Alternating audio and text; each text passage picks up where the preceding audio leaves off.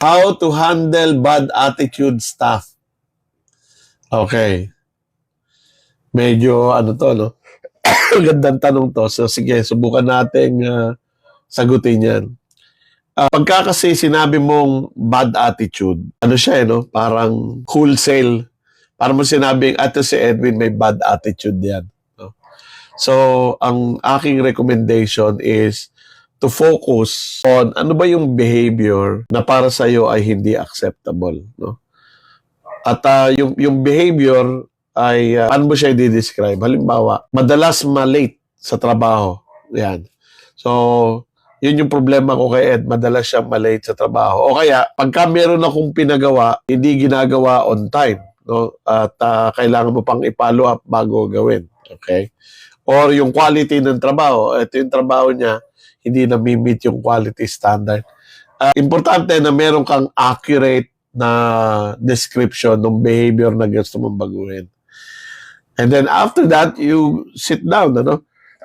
You sit down with an employee, with that employee, and talk about the behavior na gusto mong baguhin. So, for example, sasabihin ko na, Joe, usap tayo. Pwede ba?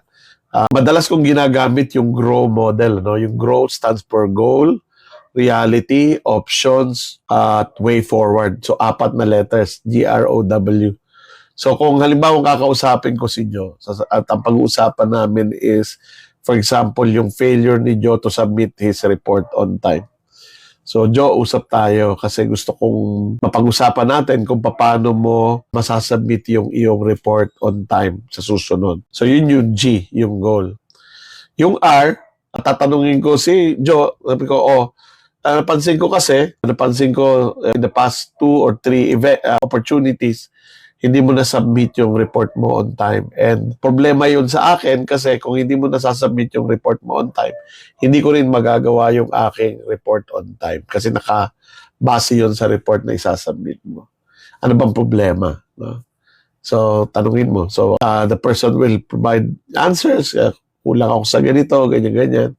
So, you try to solve that pagdating yun dun sa O, yung options, where you can talk about, you can answer these questions. Ano bang pwede natin gawin para sa susunod ay magawa mo on time? So, merong adjustment na pwedeng gawin yung tao, pwedeng humingi ng suporta yung tao sa'yo, maybe resources, maybe time, para magawa yung report ng, again, on time. Ano? And then yung W, yung way forward, is where you talk about specific steps. No? So, halimbawa, sasabihin ko na, okay, now that I hear yung problema at nakita na natin kung ano yung mga pwede natin gawin, itong gagawin natin, step 1, step 2, step 3. Ito yung gagawin mo, ito yung gagawin ko.